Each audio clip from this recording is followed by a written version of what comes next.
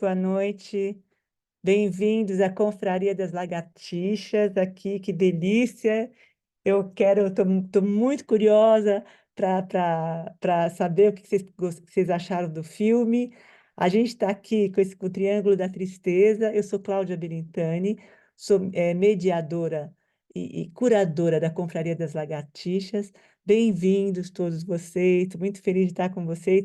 Hoje, infelizmente, eu vou ter que sair um pouco mais cedo, então a gente está programando para ficar mais ou menos 1h30, mas se tiver mais gente para falar, a Ana Cristina vai me ajudar aqui. Então, eu peço porque quem for falar, quem for fazer algum tipo de comentário, seja um pouco mais breve, para que as pessoas possam atuar e falar juntos também, tá? Então, a gente está aqui com o Evangelho segundo Marcos, com Jorge Luiz Borges, que é esse escritor fenomenal, maravilhoso, que toda vez que a gente lê algum texto do Borges, a gente é obrigada a entrar numa biblioteca, porque tem toda aquela história que você tem que buscar, você não é só o conto ali, né? Ele vai no realismo fantástico, ele tem o Aleph, que eu adorei também, que é, é um livro um pouco mais, que não já tem tanto a época. Nesse, o Informe de Brode, ele vai mais na época, ele vai mais nas pessoas, ele vira um contador de histórias, né? É interessante como ele traz o gaúcho para a história, ele traz a história das pessoas, né? Ele fala mais das pessoas. E a gente se depara com o Evangelho segundo Marcos, que eu achei, assim, para mim é um dos melhores contos que eu já li também. Ele mexe muito com as pessoas, porque ele tem essa coisa do eterno retorno, né? Que, de repente, a gente vê a paixão de Cristo em 1920, né? No meio de um rancho, né? Com umas pessoas que meio que analfabetas e que fazem a coisa se repetir novamente. E tem toda aquela história daquele final e aquele rapaz, que é o Baltazar, o Spinoza, né? Que ele vai lá e faz uma homenagem ao Spinoza e que está com 33 anos, a idade de Cristo, ele é judeu, né? E ele está lá no meio no rancho, ele é convidado pelo primo para ir para esse rancho, e aí ele é incapaz de falar não para as pessoas, então ele vai se deixando levar pelos processos, e aí tem aquela inundação, ele fica ilhado com essa família Guthrie lá, que é um pessoal lá que cuidava do sítio, das terras do primo. O primo se ausenta e ele, maluco, né, por literatura, ele começa a ler as coisas e se aproximar da família dos Guthries, né, que tem lá uma filha que não é a filha e tem a família ali. Enfim, e ele traz essas pessoas para dentro da casa e começa a ler a Bíblia. Acha uma Bíblia na casa e começa a ler. E aí ele fica no Evangelho do Marcos, lendo isso repetidas vezes, porque a família pede para ele. E, de repente, ele se vê envolvido nesse processo, porque ele era um excelente orador. E o Borges traz a oralidade, né? Essa coisa da fala. E aí, se a gente for estudar o Evangelho de Marcos, ele era um cara também que ele falava, e ele escreve como ele falava, né? Então, ele cria essa história para as pessoas que era um pouco para iniciar as pessoas, os não cristãos, na Bíblia. Então, ele traz essa oralidade, essa forma mais, mais, mais simples de chegar nas pessoas. E aí eles acabam acreditando que ele era, que era Jesus Cristo e acabam, no final, né, matando, crucificando o pobre do Baltazar. Enfim, e ele se deixa levar pelo processo. Então tem toda aquela coisa tá tudo subentendido no conto, né? O Borges é cheio de camadas, e essa coisa da repetição, do eterno retorno, você também, se a gente for para o filme, a história também, é feita em 3 atos, né? Começa a história dos modelos, né? Que tem a história da coisa da igualdade, de gênero, aquela coisa toda inicial.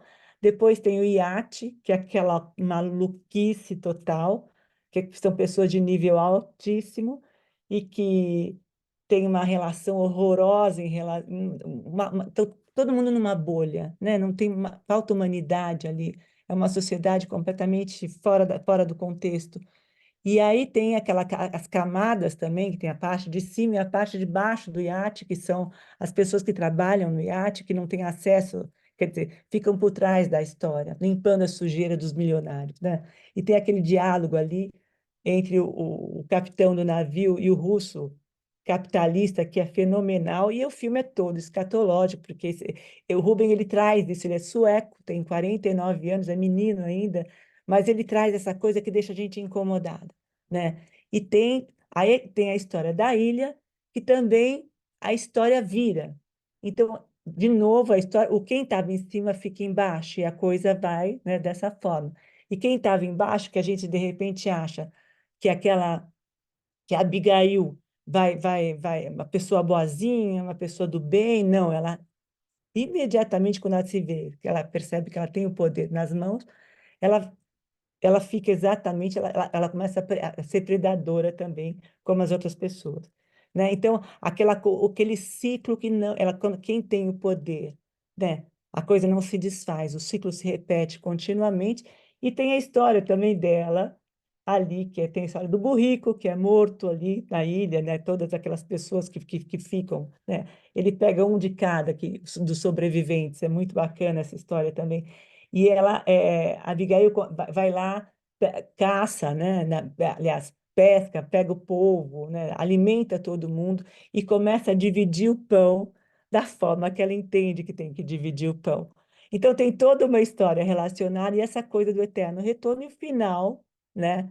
Que é essa coisa da morte também, que de repente alguém é crucificado no fim, né? Para que a coisa, pela ignorância ou não, né? Mas ele traz na história que todo mundo tem um animal dentro de si, né? E tem essa coisa, o Borges traz o lance da ignorância, né? Dessa coisa vamos ser salvos de alguma forma também. Então, a gente está trazendo essa história aqui, não estou vendo ninguém levantar a mão ainda, eu não sei se está aqui, a Mônica está aqui, gente, bem-vindos. Então, agora eu vou passar a palavra para vocês e quero. Aqui, Leila. Boa noite, Leila, bem-vinda. Tá sem som, Leila. Tá sem. Você provocou uma faladeira aqui. Ah, vamos embora, Leila. A palavra é sua agora. Contente de estar aqui. Eu também, infelizmente, hoje vou ter que sair um pouquinho antes, aí talvez até as coisas vão coincidir, né? Uhum. Mas, enfim, você até pediu para ser um pouco mais breve, porque exatamente para que a gente consiga dar conta desse tempo. Em primeiro lugar, contente de estar aqui. Ah, bem-vinda, Leila. Desculpa. E esse filme ele é muito interessante, né? É muito interessante. E eu até dei uma olhada na filmografia do Ruben Östlund, que é um sueco, né? E assim, a gente que já tem algum contato com o cinema nórdico sabe que eles têm algumas peculiaridades. Eu, por acaso, sigo um canal que é 148 Film and Arts. Então, eles têm muitos filmes suecos, muitas séries suecas, e inclusive policiais. E é uma constante a coisa da violência, dos crimes, não é? Parece interessante, né, numa sociedade tão enfim, top, né, de primeiro mundo. Mas ele tem só para falar um pouquinho sobre o diretor, ele tem uma filmografia extensa e importante, com várias indicações para o Oscar, inclusive, interessante a Cláudia ter falado do animal dentro de si.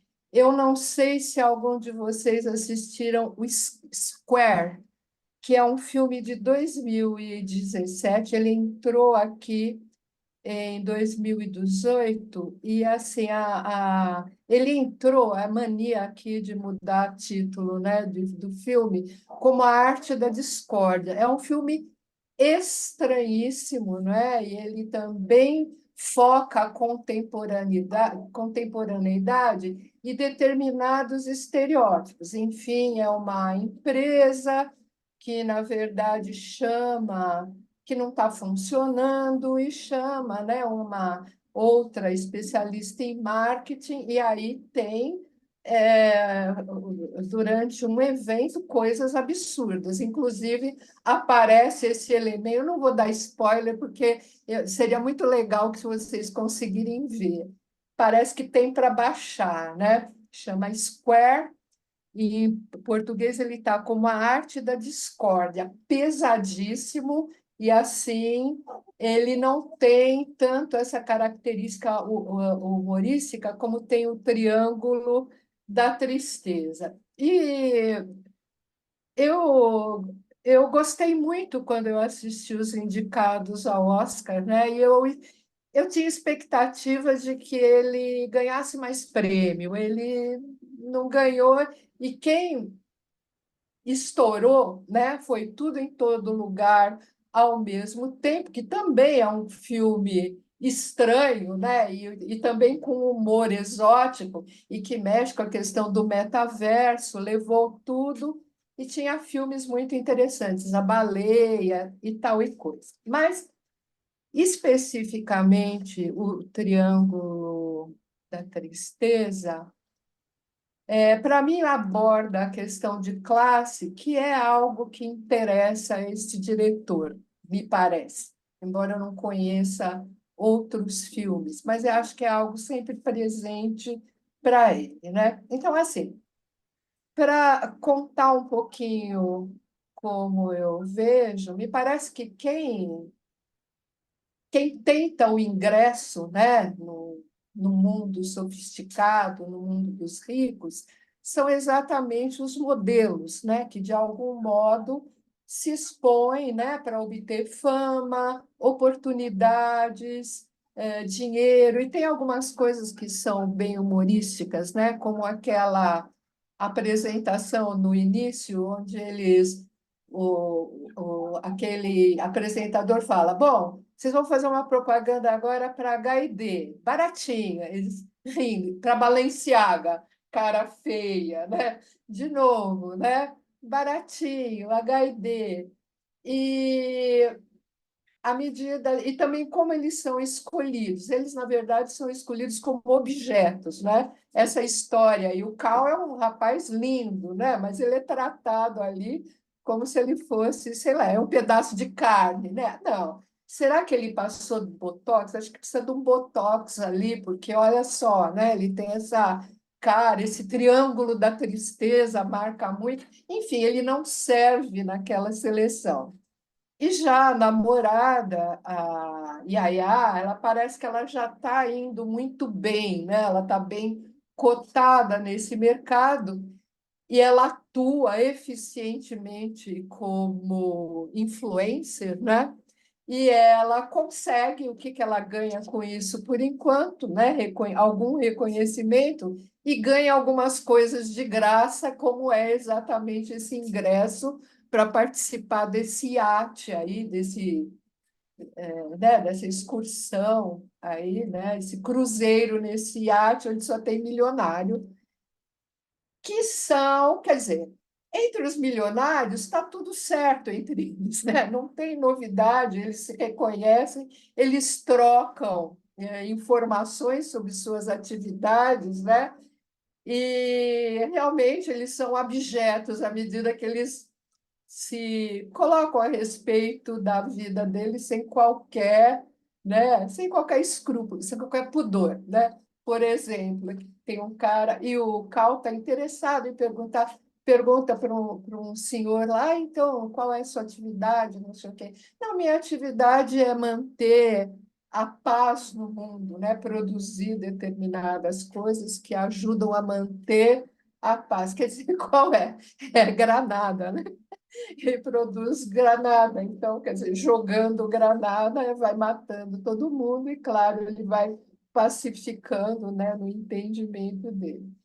E tem coisas realmente que são hilárias, né? Então, assim, ele joga muito, ele brinca muito e realmente ele provoca um humor muito interessante. Por exemplo, essa interação entre, né, o capitão, que é um alcoólatra trancado lá no quarto dele, no apartamento dele, um americano socialista, né? Mas que socialista que ele é, né? Capitaneando um iate de luxo com só esses milionários, e o russo, né? Um russo arquicapitalista, e eles fazem aquele duelo, né? Um duelo de clichês, na verdade, eles desfilam os clichês, né? Tanto do marxismo quanto que nem da Tati, né? É, a igualdade sobrevive enquanto tiver alguém que pague a conta, né? Então eles vão desfiando esses clichês. Paralelamente, e é interessante, no início há uma discussão pesada, né, entre o Cal e a Yá, né, a respeito de dinheiro, a respeito de uma série de coisas.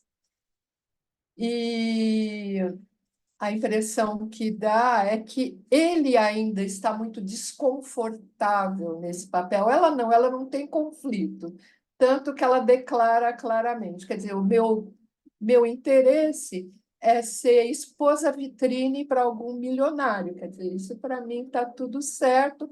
E ele não, ele ainda almeja amor, eu vou fazer com que você me ame, quer dizer, ele busca algo que não fica muito claro fica meio confuso, mas que ele quer algo mais igualitário, uma relação menos estereotipada. Bem, há essa divisão, né, em três capítulos.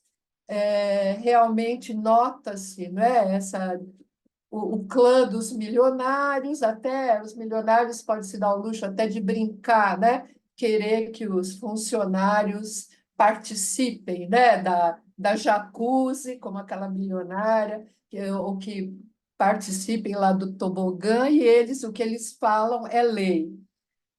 Há uma coisa interessante também, que quem mantém realmente o iate funcionando é a hostess, que é uma hostess alto nível, né? Que ela é rígida que nem uma militar, né? Então tudo funciona ali, né? Sob o guante dela. Bem, ele tem aquele jantar, que é o jantar do capitão, né? Eu fiquei pensando qual o sentido, né, de ter. Eu acho que é muito a coisa do se empanturrar, né? É, é pentagruélico aquele jantar, onde eles comem e bebem até começar todo mundo passar mal e realmente lavar, né? O iate com vômito, é uma coisa pavorosa aquilo, e continuam servindo, e continuam. É uma coisa horrorosa, mas eu acho que tem esse sentido, né? O sentido do se empanturrar além do que é necessário. Eles não precisam de tudo aquilo, mas e o interessante é que esse iate ele acaba sossobrando por um ataque de piratas somalis, que jogam, inclusive, granada, né?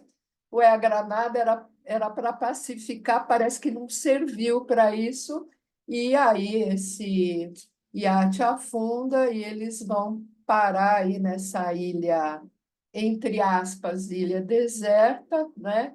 A Cláudia observou bem, né? Parece que é um representante de cada clã que aparece no iate, e por último chega a Abigail, que é representante, inclusive, do pessoal, que não é o pessoal bonitinho, né? Quem aparece, quem entra em contato com os ricos, são jovens muito bonitos, né? Muito sedutores, bem vestidos. Quem tem um grupo que é o que limpa a sujeira, como a Cláudia observou, que me parece imigrantes, é um grupo bem característico de imigrantes, né? Talvez latinos, eu acho que filipinos, eu acho que a Abigail é filipina, não sei por quê, né? Me parece os traços meio.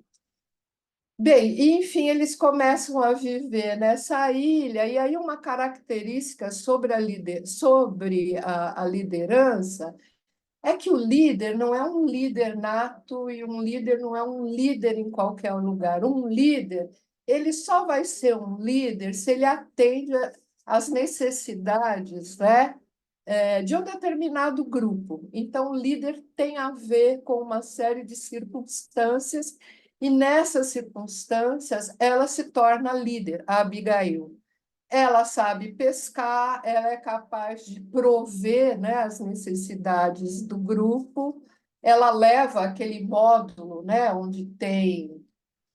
Eu queria ter tido tempo de ver de novo, mas eu não vi. Eu acho que esse módulo, de certa forma, ela que leva para lá. Eu acho que é um módulo de sobrevivência, né, que nem um.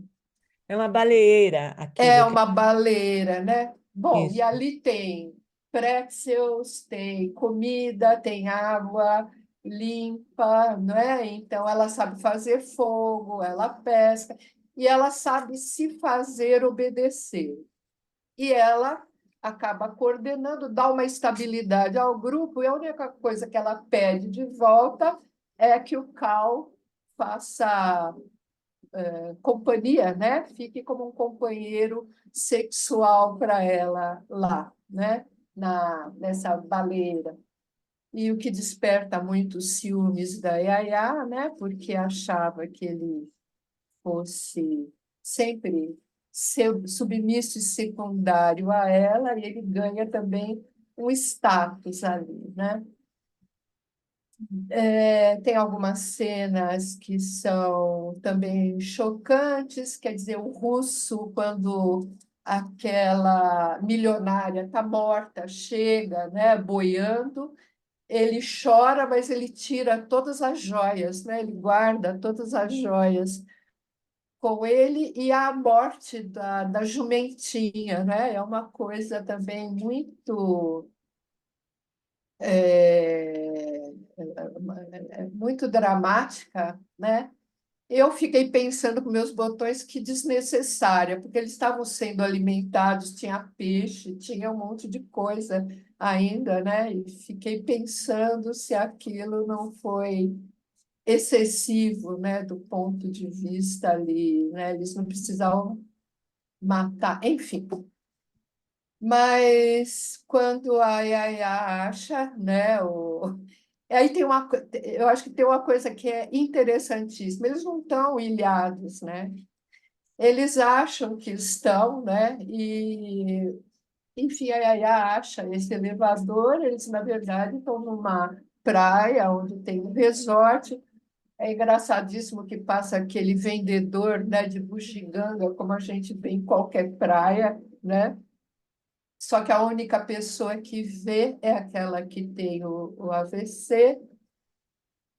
E, bem, a Abigail não quer, né, que a Yaya conte para o grupo que há aquele resort, essa possibilidade de voltar, para que ela não perca esse status, né? Ela ganhou um reconhecimento ali, é como se não contando a saída da situação não pudesse ser descoberta, então não fica também claro se ela consegue concretizar o assassinato ali da Yaya, né? Ela pega a pedra e vai, mas, enfim, a gente não a vê morta, enfim, a gente não sabe, mas fica como um desejo.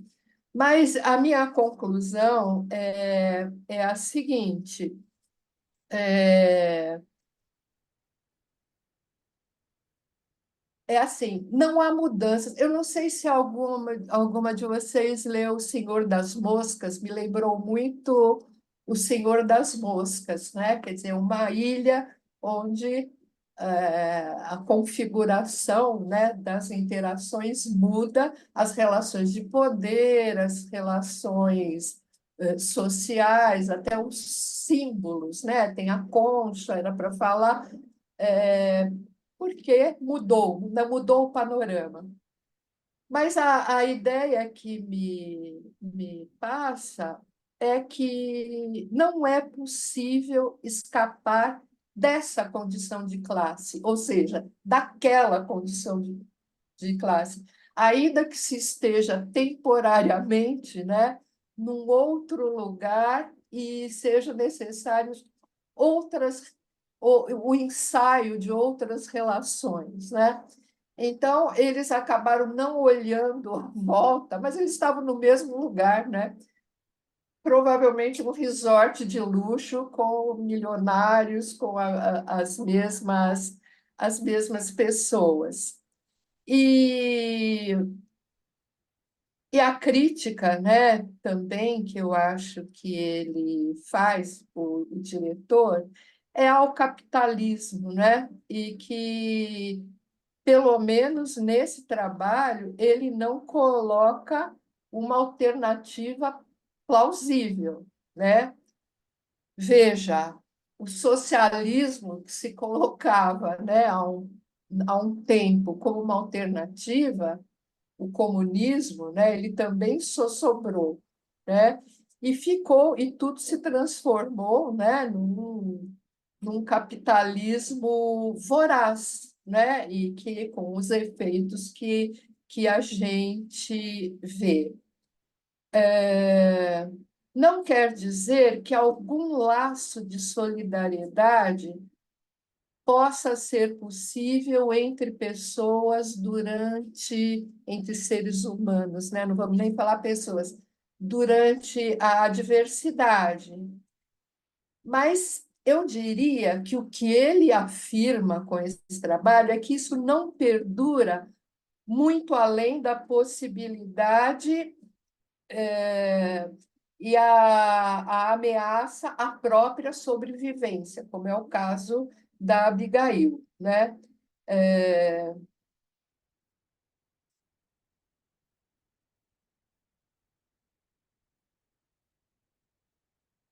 é, enfim, que gostaria, né, de estar mudando de mundo, mas, enfim, o mundo é o mundo de sempre. Na última cena está o Cal correndo. Eu fiquei pensando, a gente não sabe porque ele está correndo. Pode ser que ele esteja correndo para lá, ouviu a Yaya gritar, ou ele consegue interferir, a gente não sabe. Acho que ele deixa para que a gente conclua o que aconteceu no final, o desfecho, né? Mas o desfecho com que eu fico a partir da ideia não que eu ache isso, não é a minha opinião, mas é o que eu acho que é a opinião do diretor. Não tem saída, né? Não adianta nem naufragar, ir para uma ilha e que todo mundo comece a, né, viver lá, que não tem, né? Essa ilha, essa ilha ela está como um anexo da mesma sociedade e com essa mesma voracidade e essa mesma estratificação, as mesmas condições de classe. É isso.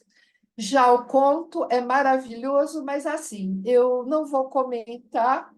Eu, assim, só achei magnífica a coisa. Eu gosto muito de realismo fantástico. Ele me lembrou muito Ítalo Calvino, né?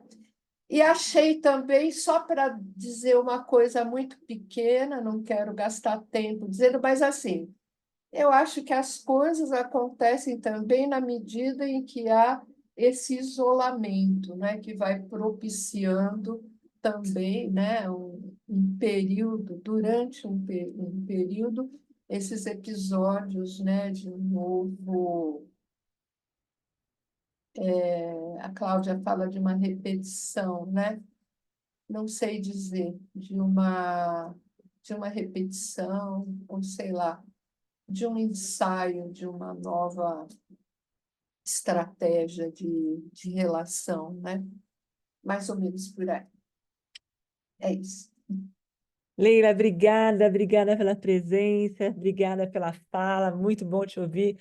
O filme de verdade tem um humor ácido, negro, ele é escatológico, né?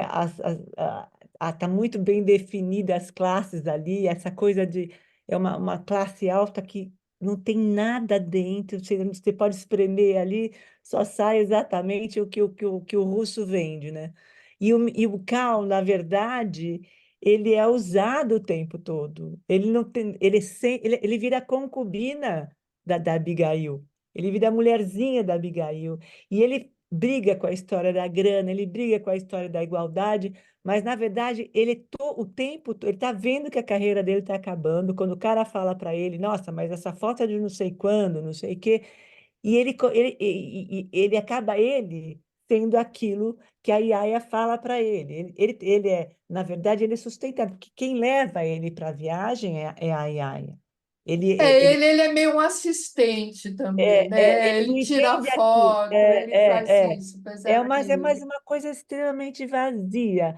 E o final eu achei um máximo, porque o diretor deixa em aberto o final. Você não sabe, é claro, na minha concepção, claro que ela mata a menina, e essa atriz também morreu antes do filme ser lançado, ela morreu super jovem, e ela tinha um problema no fígado, que ela sofre um acidente, ela pega uma bactéria e não sobrevive. Então, o filme quando o filme é lançado, ela já não tá mais impressionante como foi uma Pois é, coisa super rápida, né, da história dela.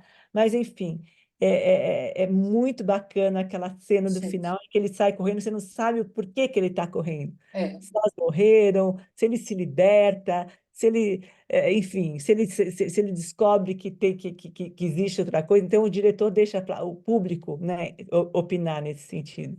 Mas é sim. muito bacana, muito bacana. É, E o fantástico. é muito. E o conto também tem a ilha, né? Tem eles Sim, estando lá, tem a história da arca, tem a história da Bíblia, tem a história da paixão de Cristo, que é o que fala o Evangelho de Marcos, né? Que tem essa coisa do eterno do retorno, que eu digo que as histórias se repetem sempre.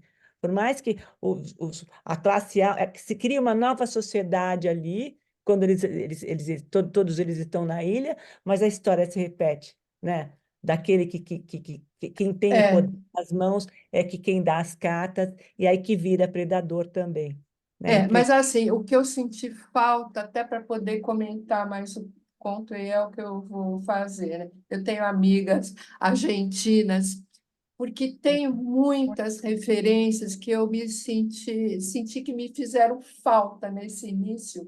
Ele fala muitas coisas e eu falei, poxa, eu estou descalça aqui, eu não sei. O próprio evangelho, eu acho que é importante, porque ele não é qualquer coisa, né? Não, não, Tem a não. coisa da ilha, tem a coisa, né, dessa sociedade estranha, né? E lembra, inclusive, dentro de um conto do Ítalo Calvino, uma sociedade assim, né, que ele vai criando. E eles, nessa sociedade do Ítalo Calvino, o velho, né? Tem um velho que ele é como um patriarca, ali um sábio, e ele só fala isso, peste e caristia, porque assim, já se esgotaram as palavras sagradas, os textos, né? Porque Uhum. essa sociedade nasce ali de um grupo de leprosos, né? E vai ficando isolado, isolado, isolado. Então, esse grupo me lembrou muito esta sociedade, O né? Mas Ítalo Calvino, eu adoro o Ítalo Calvino. E ele é ótimo, se ele não é o meu favorito, é um dos mais. é Mas muito bom. eu senti falta de mais um elemento que é o Evangelho, né? De ler. E é o que eu vou fazer até para buscar essa compreensão. Mas Não tem como ler magnífico, Borges, adorei. tem essa coisa de ter que sentar numa biblioteca e abrir que É, ele vai, ele é, te incita para isso. Mas mas é obrigada, Lívia. maravilhoso. Muito bom. Obrigada, querida. Obrigado. Obrigada pela presença, pelo carinho. Obrigada. Beijo. Beijo, beijo, querida. Adriana, boa noite. Adriana, bem-vinda. Palavra Obrigada, Cláudia. sua. Obrigada, boa noite a todo mundo, boa tarde, né? Boa noite. Uhum. Então tá. Bom, gente, eu também gostei muito, né? O filme, O Triângulo da Tristeza, me lembrou um pouco, não sei se vocês viram aquela série The White Lotus. Não sei se vocês Muito, viram, que muito, muito, muito, muito, muito. lembra um pouco a proposta, né? Aquele resort, recebendo aquelas pessoas também super ricas, e a relação, The White Lotus tem a relação mesmo, né? Dos hóspedes com os funcionários. Aliás, o Uhum. gerente daquele resort é impagável a atuação, achei assim impressionante, né? E O esse filme me primeiro, o lembrou. primeiro, né? E É, tem coisa ele é escatológico também. Mas ele veio depois do filme. eu White creio que Lotus sim. veio depois, é. Quem É. bebeu na fonte foi o diretor. E tem um filme dele ótimo também, se eu não me engano, que é de 2014, chama Força Maior. Também é um dos melhores dele, é impressionante. Também é num hotel de luxo, Ah, só que é ah, focado na história de um casal. Gente, assistam, porque o filme é excepcional. Fala, Adriana, desculpa, fala. ai, que legal. É Força Maior, Cláudio, que Força chama? Maior. É excelente o filme. Eu acho que deve ter em algum, sim. É só a gente fuçar e a gente acha, mas é Ah, excelente. ai, que legal, que legal. Então, assim, achei o humor, né? Esse humor, assim, que tem bem ácido, muito interessante. Algumas passagens. Gente, o comandante sempre bêbado, eu ria demais, né? Imagina, o comandante estava sempre Uhum. em estado assim terrível. E também é algo muito forte que eu achei, foi irônico, mas ao mesmo tempo tem uma mensagem, aquilo da granada, né? Uhum. Que eles produziam, aquele casal, acabou atingindo o próprio barco. E a mulher ainda falou assim: Nossa, meu amor, será que é das nossas? Ela ainda estava orgulhosa de ser E produção, atenção ela que não. esse casal, Adriana, era o Winston e Clementine, que é do Churchill, o nome dos dois, Ah, que é o casal, é o nome deles. ah, Eles parece um casal de velhinho, tudo bonzinho, amoroso. Imagina, o cara era dono de uma indústria bélica. exatamente. Exatamente, não. E a mulher pegando lá, e é das nossas, que não imaginava. Achei muito interessante. Gente, muito legal, né? Muito brilhante, né? Essas sacadas assim. E achei interessante que a moça do casal mais jovem, né? É ela que faleceu, Cláudia, que você está falando? Ela Essa morreu atriz que. antes do filme, a menina. A A, a, a- menina, é, nossa. a Yaya morreu na vida real antes do filme ser lançado. Nossa, não sabia disso. É, E ela, é. eu achei que ela na ilha, assim, ela se mostrou uma pessoa mais bacana, eu acho, do que o Ela namorado, né? amadurece, é verdade, verdade. É, ela amadurece, exatamente, né? E aquilo dele correndo, assim, no final foi incrível, né? Que dá, assim, a gente fica imaginando, mas eu também acredito que a Abigail a matou mesmo, né? Assim, é o que eu interpretei, né? Mas a gente fica pensando, né, no que poderia ser, ou ele descobriu que aquilo fazia parte de um resort e tal, mas não sei, ele estava a expressão dele meio desesperada assim, correndo, né? Mas fantástico. E o conto, bom, eu gosto do Jorge Luiz Borges, gosto muito, tem um livro dele que eu acho muito legal, aquele Manual da Zoologia Fantástica. Eu que trabalho com animais, ai, acho incrível, incrível, né? E é interessante que o Guthrie, o pai, né? Acho que o pai pergunta para ele, quando ele fazia as leituras, pergunta se Deus, se Jesus perdoou a todos, inclusive aqueles que o crucificaram mesmo, né? Pregaram na cruz. Aí ele fala, né? O Baltazar fala, sim, perdoou até quem. Ah, então, bom, já que perdoou até quem colocou na cruz, aí eles Ele foram para cima. assina, Achei interessante. ali está morto mesmo, ali ele assina a história dele, né? Acabou. Exatamente, que eles tiveram ainda a preocupação de perguntar, ele falou que sim. Achei muito bom. E a Gente, oratória também, né? Eles começam a acreditar naquilo e que ele repete, repete, repete. Ele vai ler do Evangelho de Marcos o tempo todo, é só aquilo que eles queriam ouvir, né? E eles é, interpretam aquilo daquela forma, que ele é o novo Messias, que ele é Jesus Cristo e tem que ir para a cruz para salvá-los, né? É aham, impressionante. é, É muito interessante, né? Como eles absorveram o negócio e foram para a prática mesmo, né? Então é isso. Muito legal. Obrigada, Cláudia. Obrigada a todo mundo. Obrigada a você, Adriana. Obrigada por participar. Obrigada pelo carinho. Boa noite para você também, querida. Obrigada. Obrigada. Gláucia, boa noite. A palavra é sua agora, Gláucia. Boa noite. Eu vou ser breve, que eu vou fazer um comentário mais geral, assim, não vou especificar muito os personagens, mas assim, achei muito interessante. Primeiro eu quero dizer que é muito bom estar de volta, que eu nem sempre consigo participar, mas eu me programei para poder ler. O conto já tinha lido há um tempo, reli e assisti o filme hoje. Assim, de uma forma geral, eu gostei muito do filme, porque eu gosto de comédias que fazem pensar, e ela tem muita risada e também é o tipo de comédia que fica na cabeça da gente, né? As reflexões depois vão, né? Reverberando depois. E aí, assim, o que eu assim, a análise que eu fiz, né? É a questão do poder, né? Uhum. Assim, a distribuição de poder, né? Seja pelo dinheiro e seja por uma questão de uma utilidade. Porque eu discordo um pouquinho de Leila, eu gostei muito da fala dela, mas eu só discordei um pouquinho quando ela fala que é a mesma coisa. Na ilha não é a mesma coisa. Por quê? Porque os ricos ali, eles não têm poder. Os ricos e os homens. Ali, tanto que a personagem da Yaya fala, né, ela criou um matriarcado. Então, assim, e aí também eu achei uma coisa que relacionei com o conto, a questão da religião. Quando ela pega a primeira vez que ela cai, ela pesca, acho que é um polvo, que ela prepara, e ela fala, não, um meu, um de vocês, um meu, um de vocês. E aí, aí quando ela termina a divisão, aí aquela, acho que é Paula, né, fala assim, mas você vai ficar com tudo e as outras pessoas, né? Tipo assim, aquela coisa mais querendo jogar aquela culpa cristã, tipo assim, você não vai dividir seu pão, né? Uhum. E achei interessante quando ela faz, todo mundo repete que ela fala, quem sou eu? Né? Tipo assim, quem sou eu na fila do pão? Não, hoje sou eu que vou distribuir o pão. Vocês dependem de mim, fui eu que cacei, fui eu que cozinhei, né? Fui eu que preparei, então quem vai dar as cartas agora sou eu.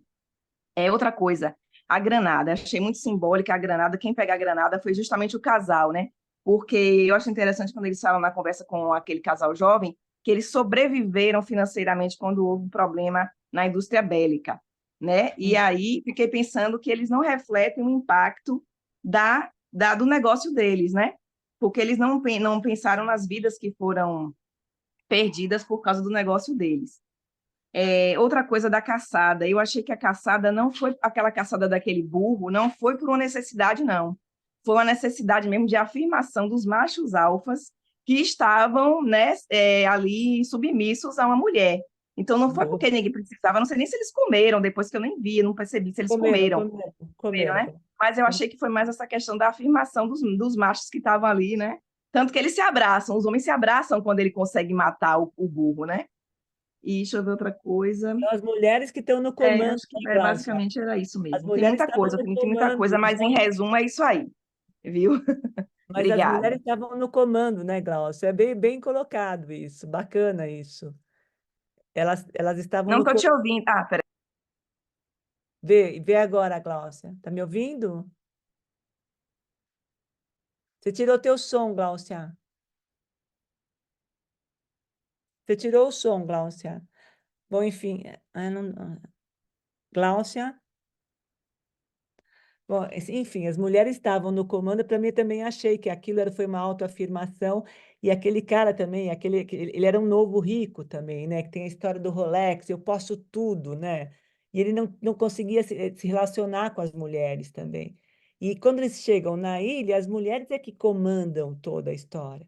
E os homens são totalmente submissos, né? Eles ficam Tanto que esse final, quando o Cal sai correndo.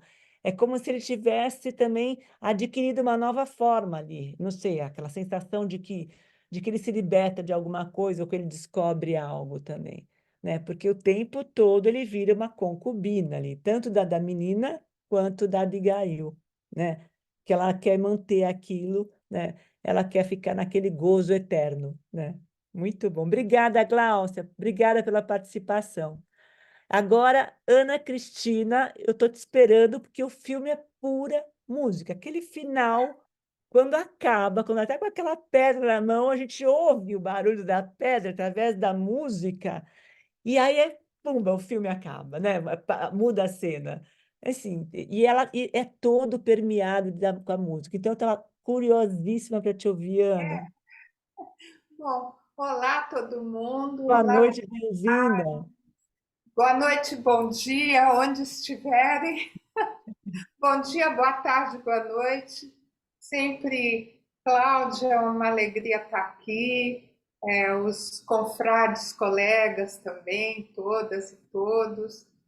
E realmente a questão da música não é só a questão da música, são sons que vão acontecendo além da música. Todo o som, eu tenho aqui no celular um aplicativo chamado Shazam, que eu tive que colocar para reconhecer o que estava acontecendo, porque eles criaram rocks progressivos. O rock progressivo foi moda nos anos 80, mas aqui são DJs que tocam, então na hora do desfile, né, toca uma música chamada Born Free, de uma cantora M.I.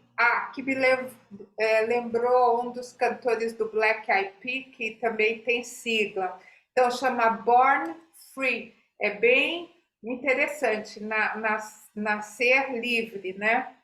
E o que me chamou a atenção, quando o desfile abriu, tinha um escrito na tela que era: somos todos iguais agora, haja agora e ame o agora. Eu acho assim bem interessante o somos todos iguais agora, haja agora e ame o agora. Parece que é a síntese da ilha, né, do que acontece na frente. Aí entra o som de cello, o som do cello entra no desfile, depois entra aquele mini minueto, numa adaptação, que toca esse mini minueto no jantar do Cal e da Yaya, que eles discutem sobre o dinheiro. E me chama muita atenção quando eles entram no táxi, o limpador de para-brisa quebrado, que no meio da discussão arrasta no vidro, aquele som do limpador arrastando, arrastando. Então, eu acho assim primoroso o tratamento de som, porque o baleeiro lá também eles batem no baleeiro, faz um som da onda do mar. Então, tem uma pegada forte dos sons, e eles discutem, né, essa coisa do dinheiro, quem pagou, por que pagou. Mas é interessante que o Cal leu Ulisses na ilha, então me chamou muita atenção no barco, no iate, ele lendo Ulisses, enquanto a outra está lá concentrada em fazer selfie no Instagram. Então, o rapaz, de certa maneira, ele tinha uma cultura, porque quem que leu Ulisses de James Joyce? Me digam, é complicado, né? Bom, e aí no iate, né, surge a personagem da Paula, que é sempre always says yes, sir, yes, ma'am. Ela é bem... E a Abigail faxineira, né? Bom, o comandante Thomas, para mim, é sensacional. Eu diria que é um dos meus personagens, além do ator ser bárbaro, ele teve a esperta decisão de comer hambúrguer com fritas no jantar. E o cardápio, eu Ele se anotei, salvou. ele se salvou, porque teve... Antes do jantar, tem aquele episódio absurdo do Cal sem camisa, vê que a Yaya dá bola para o grego, que tira a camisa, o tripulante, e ele vai se queixar para a Paula sem camisa, que o cara estava sem camisa, flertando com a namorada. É o supra-sumo, quer dizer, o sem camisa pode, ok, o outro não pode, o cara acaba sendo demitido. Né? Aí aquele diálogo muito interessante da Clementine Winston, falando que eles produzem um produto que garante a democracia no mundo. É boa, isso mesmo. Eu achei muito atual, pensando nas guerras, né? Bom, aí eu anotei o cardápio, que eu achei sensacional. O que causou aquele distúrbio generalizado estomacal foram alimentos muito, muito leves. Ostras com caviar negro de entrada, ouriço do mar com trufas negras, caviar e óleo de pimenta, e vinagre de yuzu, polvo defumado grelhado com limão caramelizado e flores comestíveis. E o esperto do capitão. Agora, a discussão entre Dmitri e Tomás é qualquer coisa de sensacional. O capitalista russo e o socialista americano. Formidável. Thomas, socialista, faz um desafio de citações entre socialismo e capitalismo. Eles entram num jogo sensacional. O E navio afundando. Ô, Ana, o lance da comida estraga porque eles vão mergulhar. O chefe da cozinha fala assim, mas nós não podemos sair daqui agora. Vai exatamente. estragar a comida. E A aí, russa, a russa chama todo mundo, começa pela Alicia, e a russa, a Vera, resolve que todos os tripulantes. Então, isso, eles largaram a comida. Realmente, Cláudia, o chefe da cozinha fala, gente, a gente não pode sair daqui porque a você comida... lembrou o ponto fundamental do rolo do Aí mais, gente, a história da Nutella que vai naquela mala, gente. Fala para mim. A pelo Nutella amor e a champanhe, aquela mulher tomando champanhe, não, tá morrendo, mas eu... de estar tomando champanhe. Nossa, uma loucura total, né? A Vera, a própria Vera que botou todo mundo nadando, né? E aí o comandante começa a ler os próprios escritos no microfone, né? O Dmitry até lembra ele, pega o microfone, e eu até anotei aqui que é bem atual, aliás. Aliás, eu até marquei a hora do filme, porque eu quero escrever de novo o discurso dele. A granada jogada pelo pirata e a Clementine pega, eu achei muito justo ela pegar e ele se explodir. E eles acabam todos na praia, né? Aí, nesse momento, eu leio um texto, uma frase do conto, né? Que ele, para se exercitar o Baltazar, ele começa para exercitar na tradução, ele começa a ler o Evangelho de São Marcos e ele se surpreendeu muito que todos o escutassem com atenção e depois com silencioso interesse. Aí ele reflete: talvez a presença das letras de ouro na capa lhe desse mais autoridade. Trazem isso no sangue, pensou. Também lhe ocorreu que os homens, ao longo do tempo, tem repetido sempre duas histórias: a de um barco perdido que procura pelos mares mediterrâneos uma ilha amada, e a de um Deus que se faz crucificar no Gólgota. Lembrou-se das aulas de oratória em Ramos Mejia,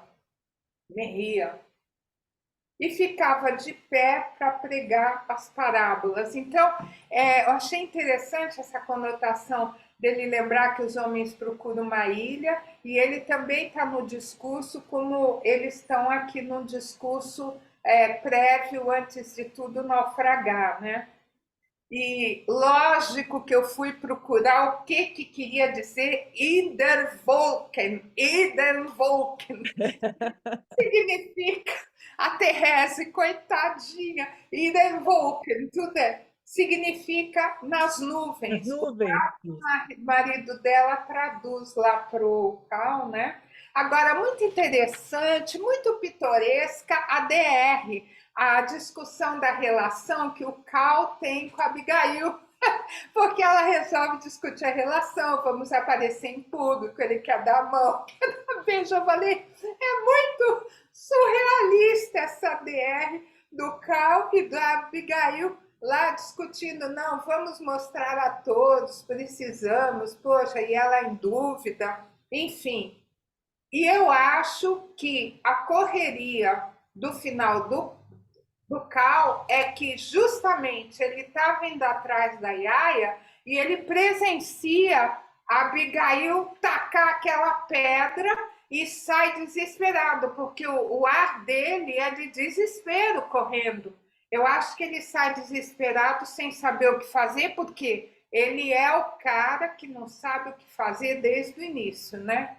Então é isso. A última música dos créditos é muito bonita, é a Sonnerie de Sainte-Geneviève du Mont de Paris. É uma música meio lamento mortífero, alguma coisa assim, do Rolf Listenwand e do George Sane. É uma adaptação.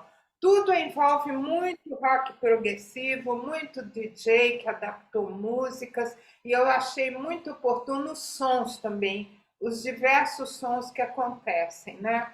Então é isso, gente. Muito legal tudo. Pobre Baltazar, né? É o que eu tenho a dizer finalmente. Obrigada, Ana. Obrigada pela presença e obrigada aí pela participação, pela força aqui, que você vai me dar uma ajuda aqui no finalzinho. Obrigada, Ana. Beijo para você. Agradeço também, muito. Obrigada, querida, obrigada. Enfim, mas essa coisa, gente, dessa partilha do pão, da partilha da comida, da ceia, tem a ver com a história também do Spinoza, né? Que é aquela coisa deles estarem partilhando pão, de achar um Cristo para ser crucificado, que é a menina, e a menina está meio fora do contexto também. Ela cria uma realidade, cria-se uma nova sociedade. E, de novo, a sociedade, você acha que pode ser diferente, completamente diferente? Não, mas o poder assume ali e detona tudo. Muito bacana, muito bacana. E o conto tem várias camadas, vários aspectos, várias viagens, mas principalmente essa coisa de que tem sempre um Cristo na história para ser crucificado. É muito bacana. Obrigada, Ana. Maria Augusta, boa noite. Bem-vinda. Boa noite a todos. Bem, sobre o filme que já foi muito explorado, eu fiquei pensando o seguinte: eu fiquei em alguns momentos, eu senti náusea Uhum. pelas atitudes dos ricos, o que eles dizem, e eu fiquei também muito triste com a Abigail, porque quando ela poderia, ela que fazia os trabalhos mais assim grosseiros dentro no navio, eu achei que ela não mostrou grandiosidade, ou seja, aquela história que o poder realmente corrompe. E mais uma, porque veja bem, como as pessoas, eu acredito que as pessoas assim mais pobres, elas têm um conhecimento prático, e é o que a Abigail tinha, mas ela não teve grandiosidade.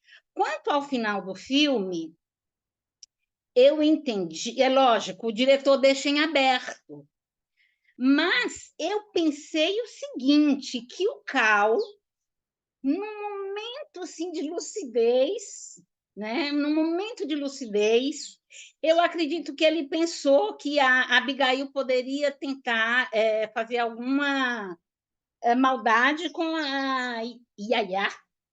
E aí ele sai correndo no sentido, no sentido de tentar salvá-la.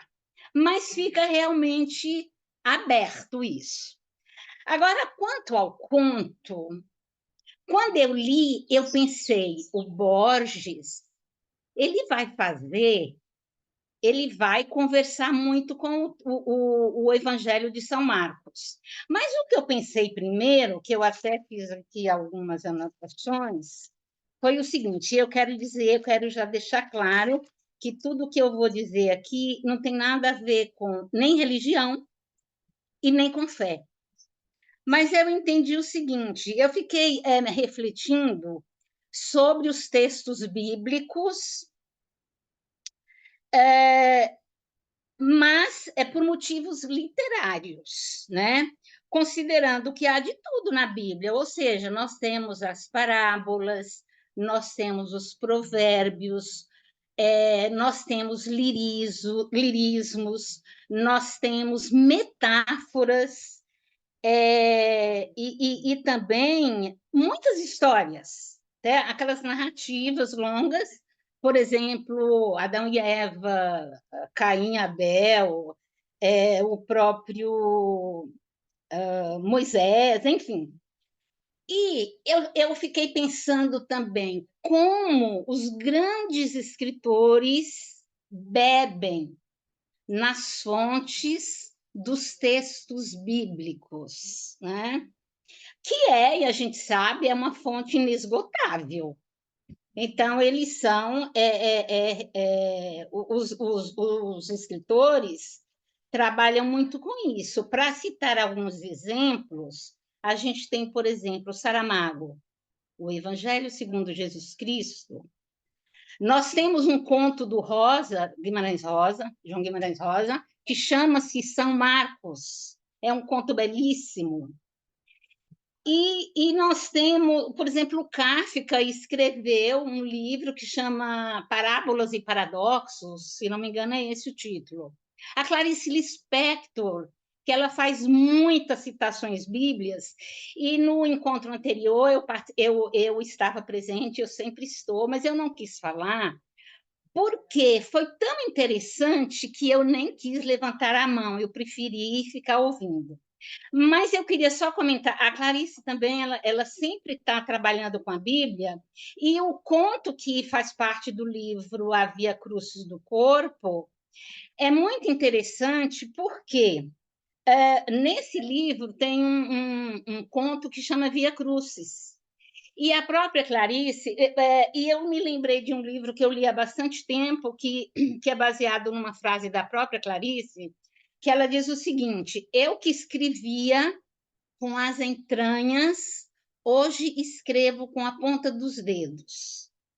E tem a professora de literatura brasileira, ela se chama Vilma Areias, ela escreveu um livro que se chama Clarice Lispector com as pontas dos dedos. Esse livro, ela é muito carinhosa e muito respeitosa com a Clarice, porque ela mostra os livros que a Clarice escreveu com as entranhas, e teve uma época que a Clarice não estava muito bem, ela já estava morando no Brasil, já tinha se separado, já tinha acontecido aquele episódio triste do que o apartamento pegou fogo, e queimou mãos e as pernas, enfim. Mas ela fala de uma forma muito respeitosa, inclusive no final, porque quando a Clarice escreveu A Via Crucis do Corpo, a crítica realmente foi cruel. E a Clarice, na apresentação desse livro dela, ela deixa, nesse livro aqui da Clarice, os contos, ela deixa muito claro isso, ela fala sobre isso. E ela fala que ela é bem assim realista, e ela mesma acredita que não foi tão bom porque foi um livro sobre encomenda, e ela não gostava disso. Primeiro ela falou que não faria, depois ela falou que faria, mas com pseudônimo, que seria Cláudio Lemos, o editor, que é o... tem a explicação que a própria Clarice dá, era o editor Álvaro Pacheco, que é da diretora Arte Nova, que ele propôs alguns temas. E o livro todo, ele fala sobre o corpo feminino, as necessidades, enfim. E é interessante porque, se a gente pensar a Via Crucis do Corpo, e se a gente pensar na Paixão de Cristo, são 14 quadros, né? Esses quadros, o último, que é o Cristo sendo crucificado. E a Clarice, ela escreve 13 contos, né? 13 contos, e ela mesma diz na apresentação do livro o seguinte, que esse livro deveria ser composto de 14 contos, né? mas mas que ela não queria. Por quê? Ela estaria desrespeitando a confidência de um homem simples que me contou a sua vida. Ele é charreteiro numa fazenda e disse-me para não derramar sangue. Ele havia separado da esposa. Ela se descaminhou e descaminhou minha filha de 17 anos. Então, eu achei interessante, porque aqui já há uma ligação entre o nome do livro e a Via Crucis, no caso de Jesus. E nós temos, né? E a Bíblia não é só com relação à literatura, todas as artes, cinema, pintura, então todos eles vão buscar na Bíblia.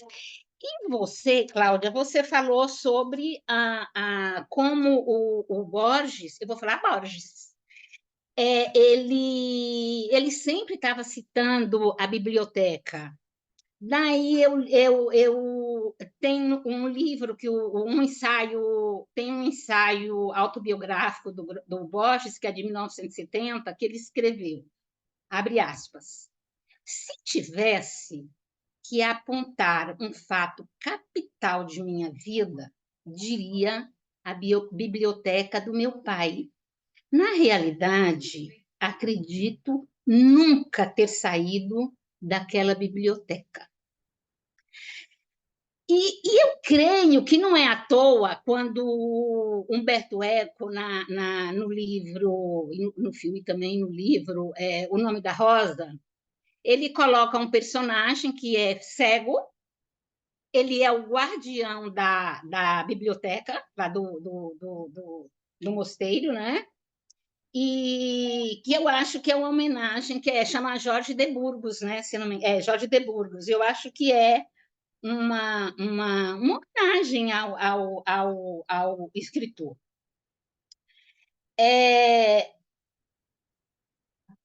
E uma outra coisa, o Borges, quando ele fazia conferências, ele falava muito da importância da palavra, da linguagem oral.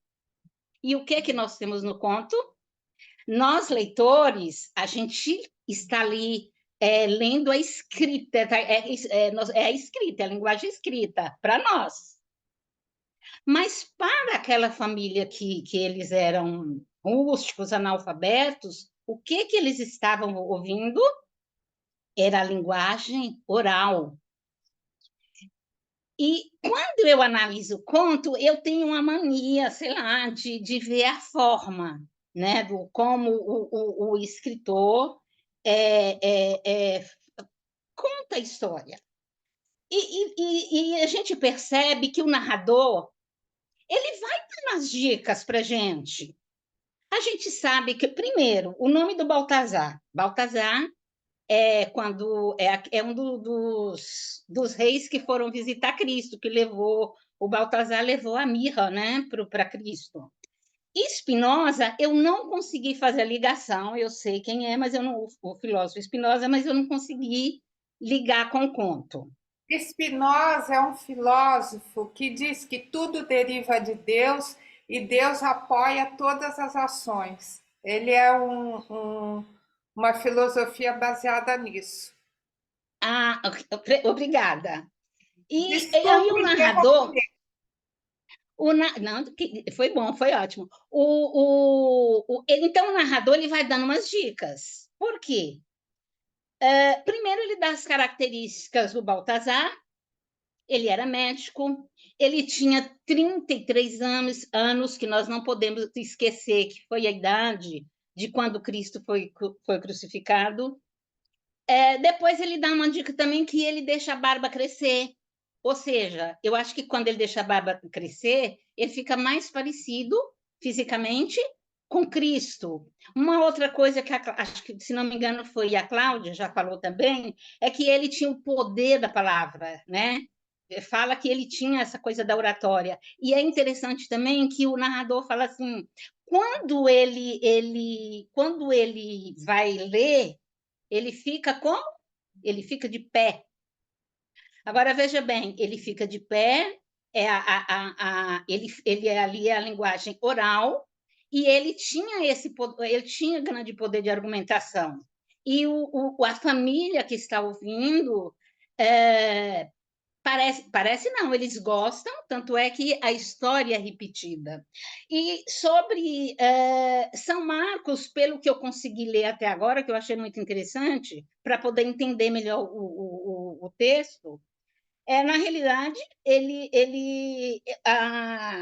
o Evangelho de São Marcos, ele narra a história de Cristo desde o batismo, feito por João Batista, até a morte, né?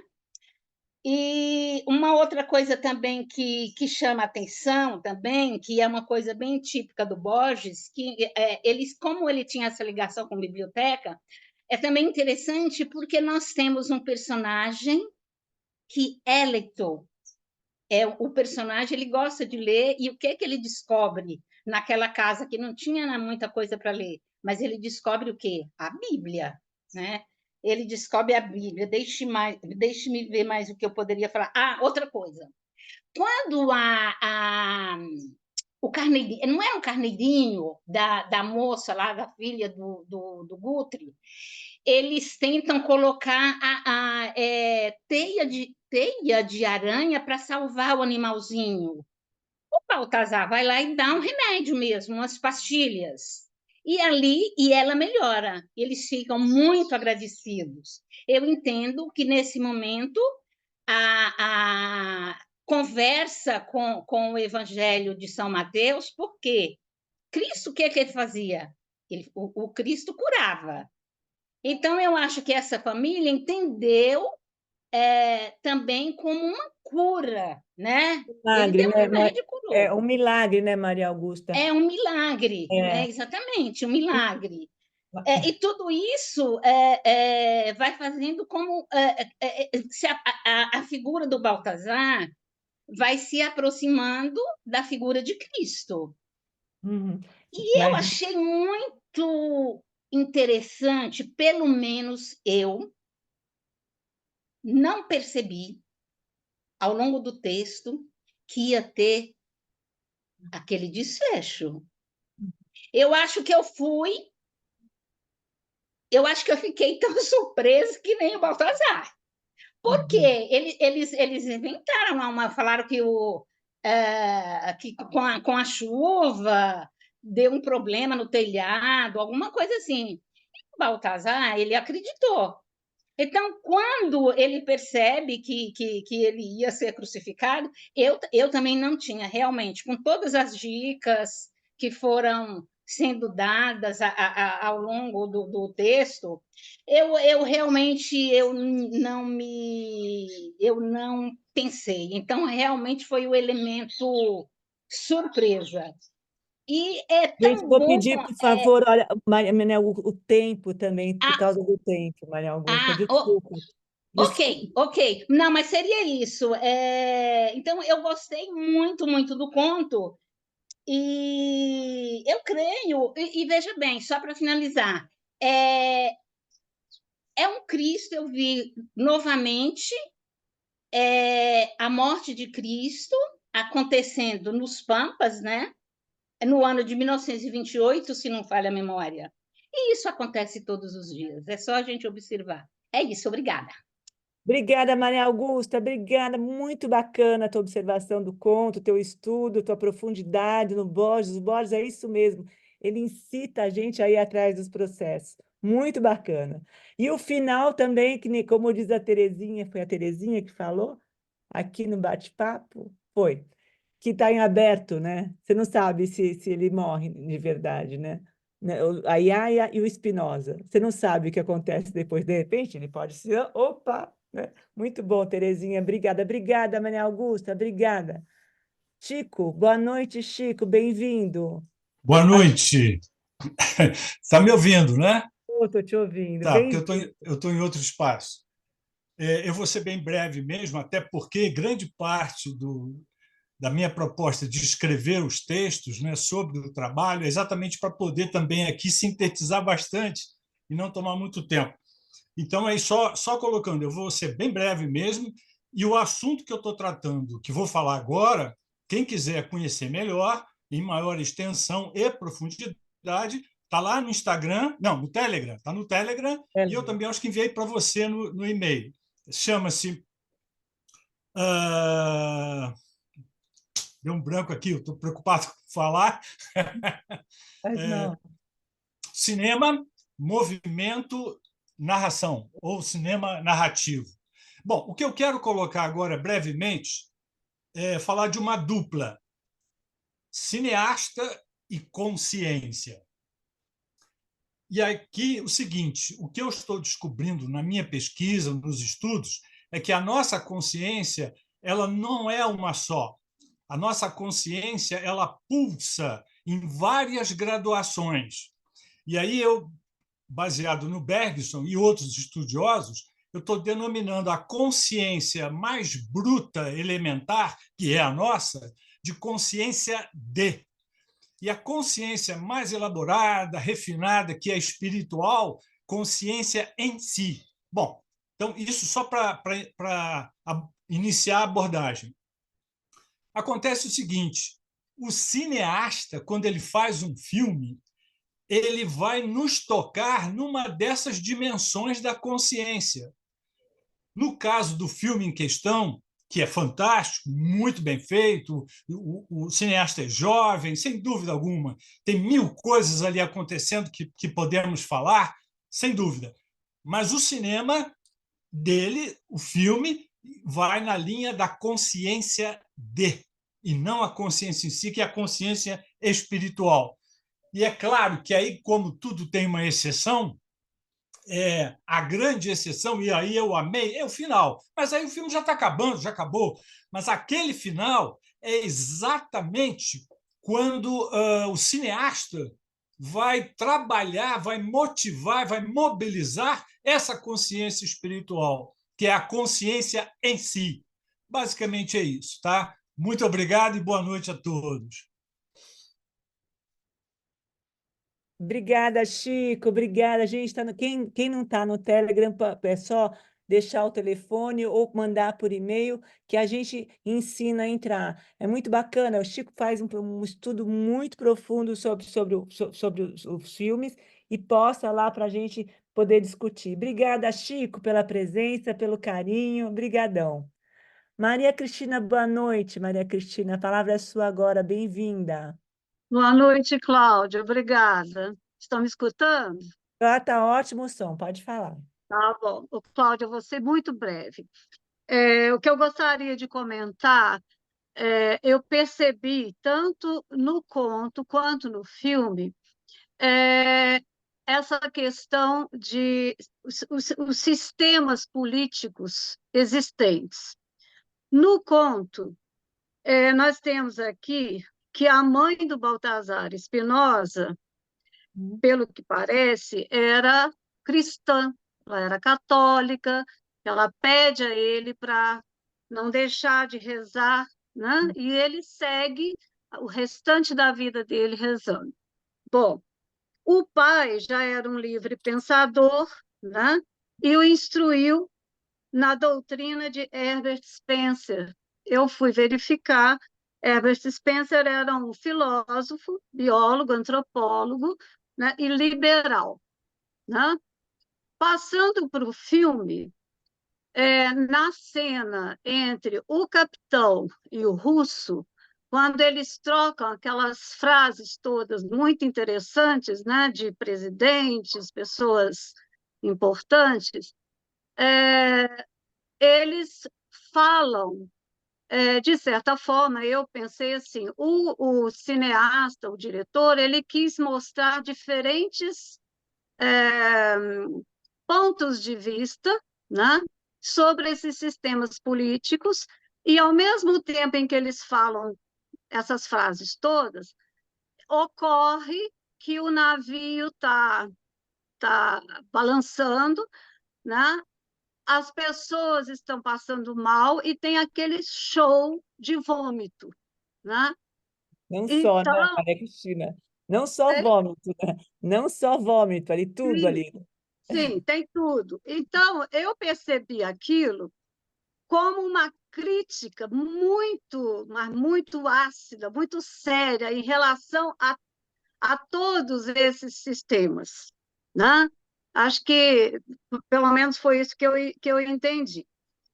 Indo para o final do filme, eu tive a impressão que a Abigail, quando pega aquela pedra para matar a Yaya, ela, na hora que a Yaya fala alguma coisa com ela, já no finalzinho, ela dá uma paradinha, como se, assim, como se fosse pensar um pouquinho. Só que a Yaya fala assim: se você quiser, eu posso lhe ajudar. Você pode ser a minha assistente, você pode ser isso, aquilo. E eu acho que ela, com raiva, ela já estava, né, com raiva, até por sempre ter sido, vamos dizer assim, subjugada, né? Escravizada, sempre num patamar muito, muito baixo em relação às outras pessoas. Aí, quando a Yaya oferece uma coisa tão pequena, aí ela, acho que a raiva aumenta e ela mata a Yaya. Isso foi o que eu pensei. O, o, o rapaz, né, o Cal, eu acho que ele percebeu, sim, a movimentação, percebeu que ela foi assassinada e ele se desespera. Foi isso que eu entendi. Até porque ele corre feito um desesperado e ele está com o rosto também sujo de sangue. Eu acho que no meio daquele mato todo que ele passa, eu acho que ele... Então, eu não vou falar muito, porque eu sei que já são 17h30, está na hora. Não. A Ana Cristina vai ficar ainda, fico mais um pouquinho. Fica à vontade, a Ana Cristina vai fechar para mim. Pode Ah, continuar. sim. Não, então é isso. Foi assim o que eu percebi. Voltando, então, já que tem um tempinho, um pouquinho no conto, eu achei assim, muito interessante. A gente tem que ler e reler, porque cada vez que você relê, você começa a perceber assim nuances, coisas que depois que o autor, né, vai indicando. E uma coisa muito interessante que eu notei, a Maria Augusta falou sobre a barba, né, que eu achei interessante, que eu também tinha notado isso, que já lembra Cristo, né? E no terceiro parágrafo, ele fala assim: Spinoza, no campo, foi aprendendo coisas que não sabia e das quais não suspeitava. Por exemplo, que não se deve galopar quando se está aproximando das casas e que ninguém sai a cavalo a não ser para cumprir uma tarefa. Com o tempo, chegaria a distinguir os pássaros pelo canto. E já no finalzinho, quando ele, no último parágrafo, né, ele diz assim: Spinoza entendeu o que o esperava do outro lado da porta. Quando a abriram, ele viu o firmamento. Um pássaro piou, pensou, é um pintacilgo.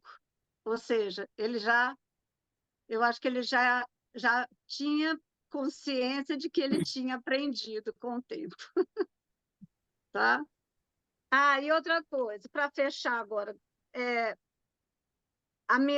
o meu pensamento todo, para concluir tudo isso, eu me lembrei dessa frase: o homem é o lobo do homem, de Thomas Hobbes. Quer dizer, o homem é o maior inimigo do próprio homem. É só. Obrigada. Obrigada, Maria Cristina. Eu acho isso também, essa coisa do bicho, do animal, do predador, né? Eu acho Sim. que está ali, tanto no conto quanto no filme, essa coisa atávica da gente de alguma forma, devorar o outro. Bacana, Sim. Maria Cristina. Obrigada pela participação, obrigada pela presença. Eu Eu que vou ficar agradeço. só mais um pouquinho, Silvia, a palavra. Depois, olha, infelizmente eu vou ter que sair e a Ana vai assumir e eu vou ouvir vocês, olha, a Leide aqui, a Ana Cristina e o Adalberto, que é uma pena. Eu escuto depois na Cláudia, gravação. eu Oi, vou colaborar e falar 2 minutos. Não, pode, a Ana vai ficar à Não, mas vontade. tudo bem. Já falaram coisas incríveis. Eu quero agradecer as análises todas que as pessoas fizeram, uma contribuição muito rica, muito legal. O que eu queria trazer, né, agora, depois de tanta contribuição bacana? Que a obra do Borges, né, ela abrange o caos que governa o mundo e o caráter de irrealidade em toda a literatura, né? E eu fiquei pensando, me ajudou para ver o filme, o que o Borges diria daquele caos apresentado, né? E seus últimos poemas, né, dialogam com Spinoza, justamente, com Camões, com Virgílio, um homem de uma cultura absurda. Por isso ele é considerado, como muitos escritores muito cultos, muito inteligentes, como intertextual, né? Quer dizer, é muito difícil que você leia um parágrafo e não saia correndo para pesquisar alguma coisa que você quer saber, como todos vocês falaram hoje, né? Entende? E sobre essa citação que ela falou do Humberto Eco, também eu ia falar, mas ela já falou, só queria acrescentar sobre a questão da Biblioteca de Babel, que foi a grande homenagem do Humberto Eco, trazendo, porque a Biblioteca de Babel dele é do Borges, né? É a Biblioteca Universal, assim, aquela coisa idealizada onde vai ter todos os livros possíveis, e ele era louco, apaixonado por livros, por biblioteca. E eu não sei se vocês já viram as conferências dele. Antes da gente ter esse mundo virtual, eu trouxe de Buenos Aires um compilado de CDs, de conferências dele, né? Deve ter hoje tudo na internet, recomendo, porque é muito bonito ouvir ele falar da cegueira, né? Que ele fala muito da cegueira dele, como é que ele sente a cegueira e tudo. É isso que eu quero colocar só nesses meus 2 minutos agora, né? Ele disse numa conferência, falando da cegueira, e ele se refere à cegueira dele como uma cegueira não perfeita, ele fala assim, ele usa essa palavra, porque ela foi ao longo de 50 anos de vida, ele foi perdendo, e ele sabia que ele ia perder, porque ele tinha os pais, os avós, todos que ficaram cegos, né? Então, eu acho assim que na perspectiva do conto, né? Só para citar isso, nessa conferência que ele fala muito da cegueira dele, ele fala que de todos os prêmios dele, todos os laureados, momentos laureados dele, quando ele foi eleito para ser o presidente lá da Biblioteca Nacional de Buenos Aires, foi o momento mais emocionante para ele, né? Que ele nunca imaginou que ele pudesse ser diretor, presidente não, diretor de uma biblioteca daquele tamanho e tal. Então, o livro é a coisa mais importante da vida dele. E ele sabia que ele ia ficar cego, portanto, ele não ia mais poder ler livros. Ele não viveu numa época virtual, onde tem audiobook, né? Era ler mesmo, né? Então, o que eu suponho? Que toda a obra dele seja impregnada com essa ansiedade, com essa angústia de perder a visão. Então, eu termino isso, é aí que eu fiquei, né, pensando que essa tentativa ingênua do Spinoza no conto, né, de educar, traduzir, trazer informação, né, era uma cegueira dele, né?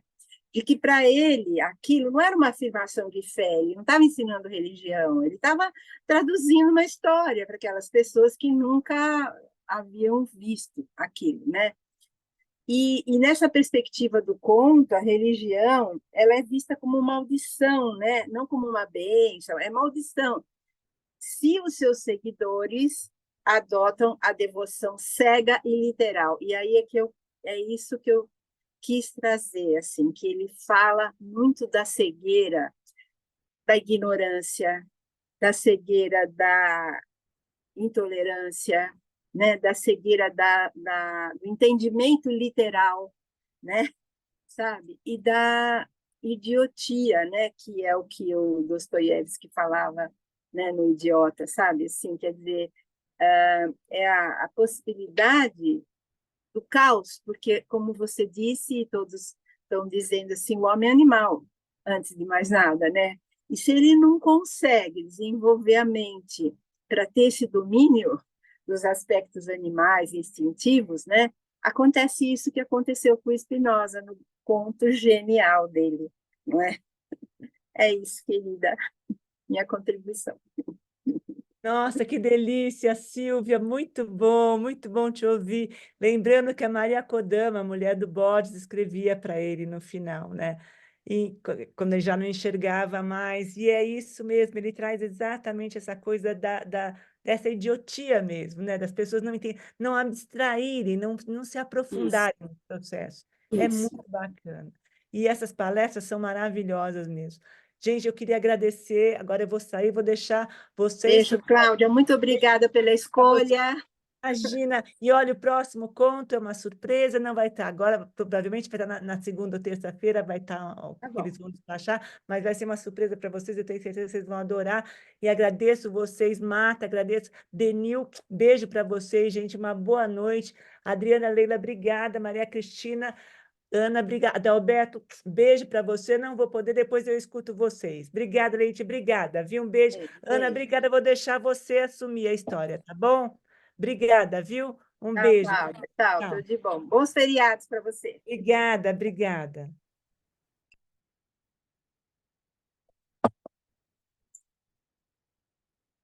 Estou lendo aqui, Leite, é isso? Abra seu microfone, queremos te ouvir.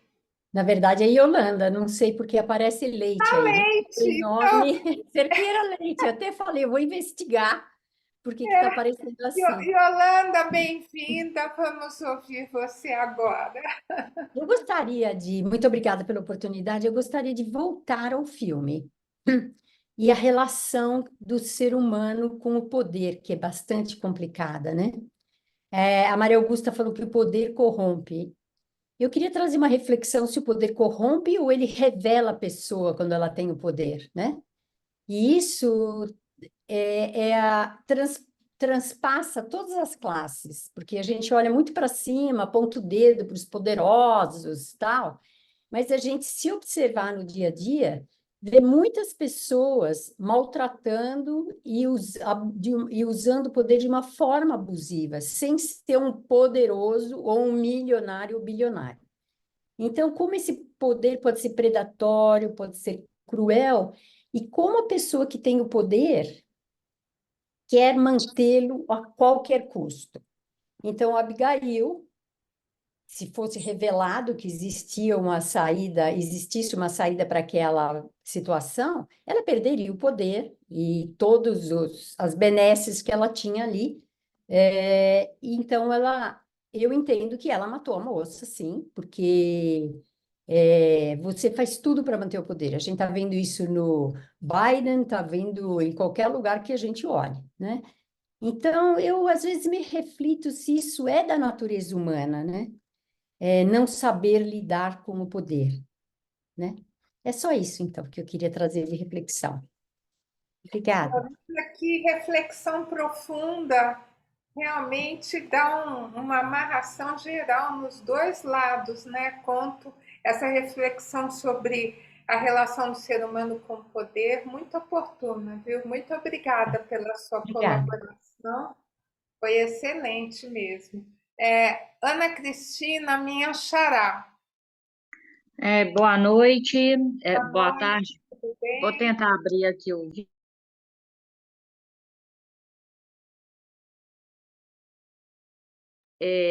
Sempre te ouço com muita atenção. Vocês estão me ouvindo? Acho que todos estão ouvindo. Eu ouço bem, não vejo a imagem, mas ouço bem. Eu não sei se todos estão ouvindo bem também. Eu acho que sim, tá. Podemos Ponto, continuar. a gente tem uma... Agora que apareceu a Agora imagem. sim. Olá, Ana, minha xará. Olá. Tem uma calopsita no seu ombro? Isso, Que graça! meu neném. tá me fazendo companhia. É, se no conto a gente tem uma selvageria, eu não sei se selvageria seria a palavra correta, né? E você tem uma busca de um Deus, de fato, um Deus que seria um líder para aquela família, né? Que parece assim tão instintiva ali, enraizada numa localidade, sem um conforto assim de uma cidade, já uma sociedade assim mais primitiva. No Deus, no navio, o que que a gente vai ter? O dinheiro e a aparência como deuses. E ali, Ana, eu achei interessante quando assim você fala de cada um dos pratos, né? Eu acho que às vezes vendem para a gente uma ideia de sofisticação do consumo de frutos do mar, como uma comida sofisticada, assim, se você ingere aquele alimento, você também é chique, você é sofisticado, e às vezes a gente que não. Eu sou de Minas Gerais, eu não tenho costume, né? E vende aquela ideia de você consumir lagosta, polvo, que é chique, que é bacana.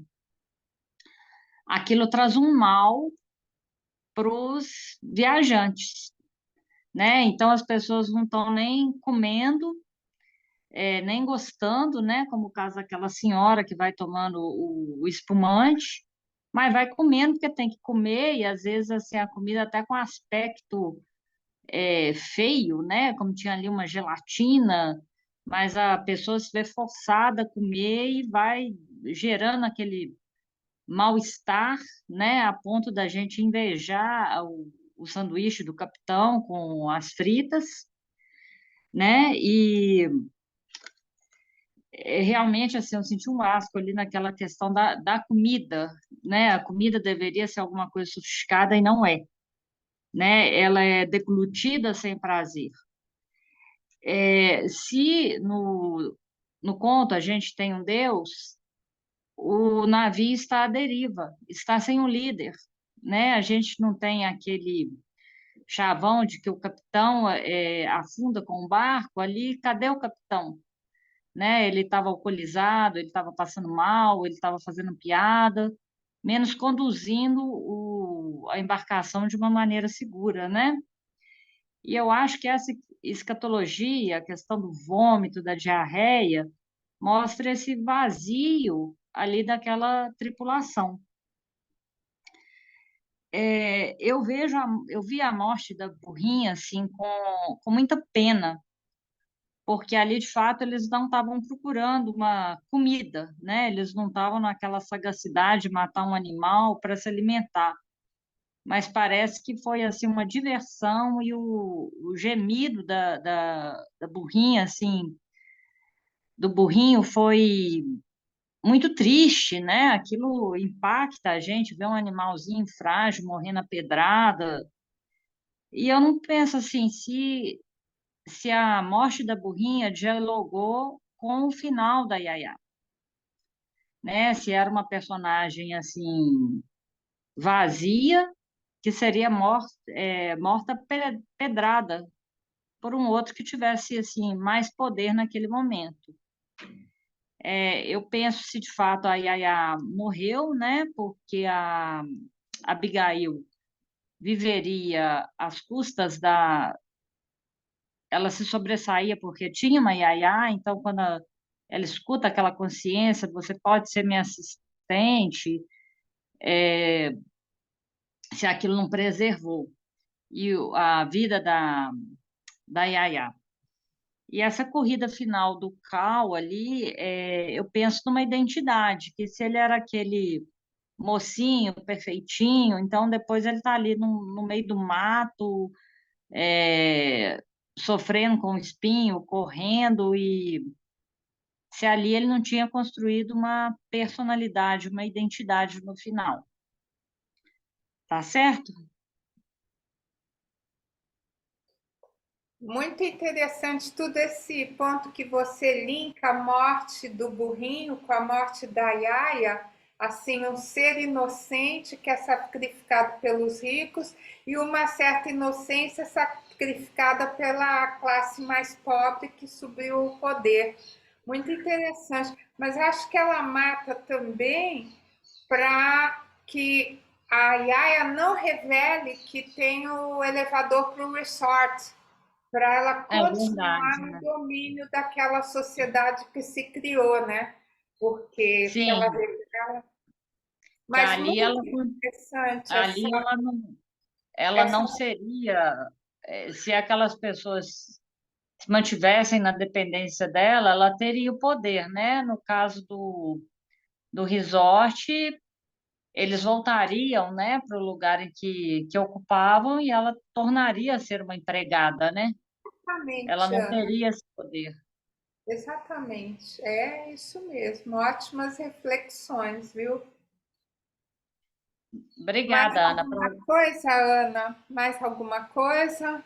Não, obrigada. Prazer em te conhecer, viu? Ainda que virtualmente. Muito obrigada pela sua colaboração, ótimas reflexões, viu? Muito obrigada. Agora, Adalberto. Olá, Adalberto, tudo bem? Vamos te ouvir com muito gosto também.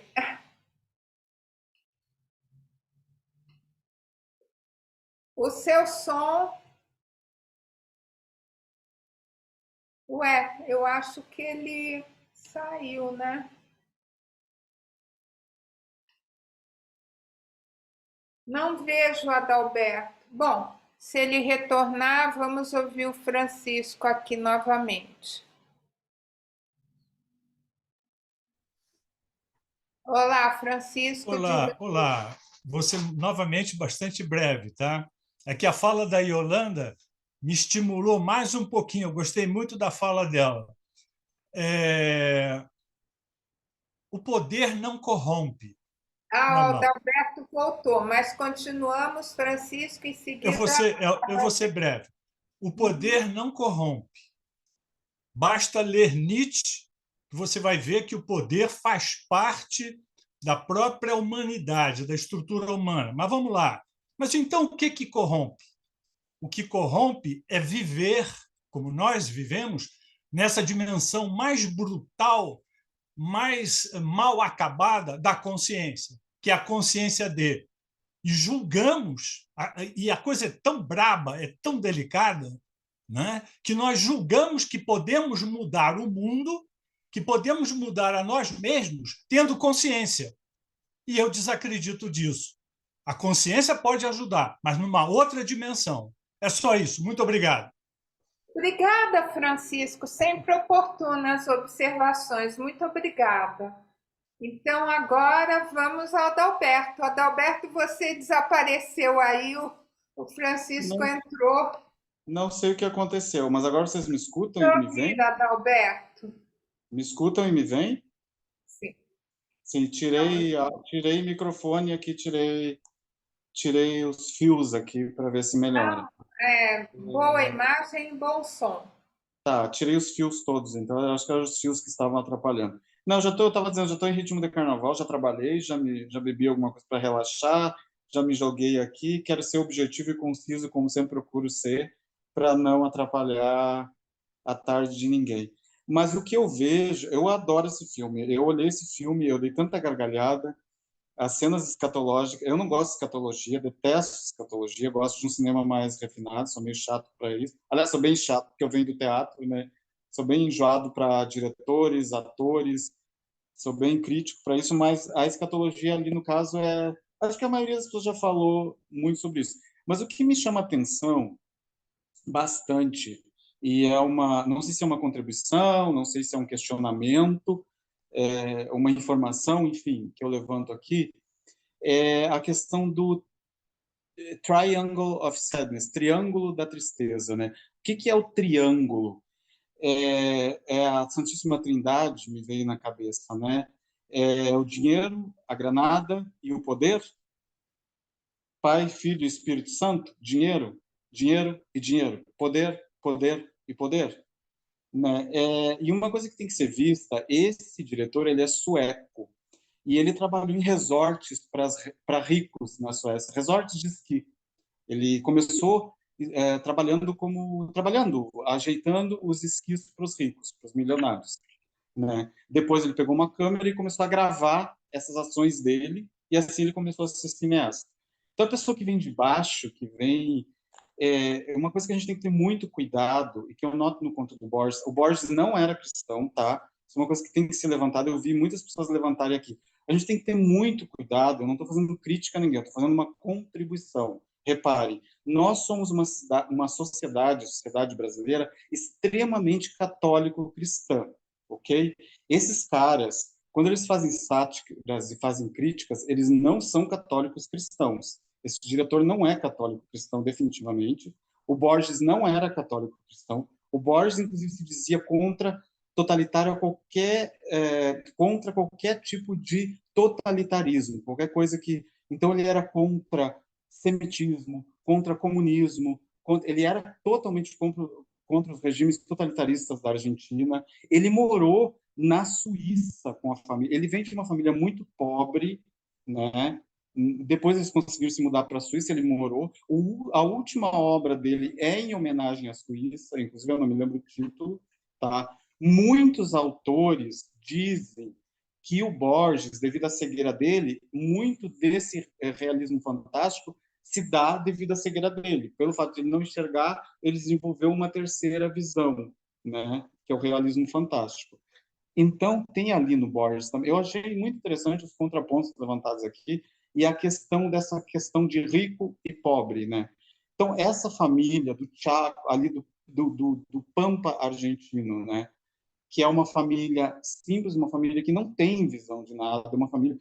E muito cuidado com a verdade que a gente leva, né?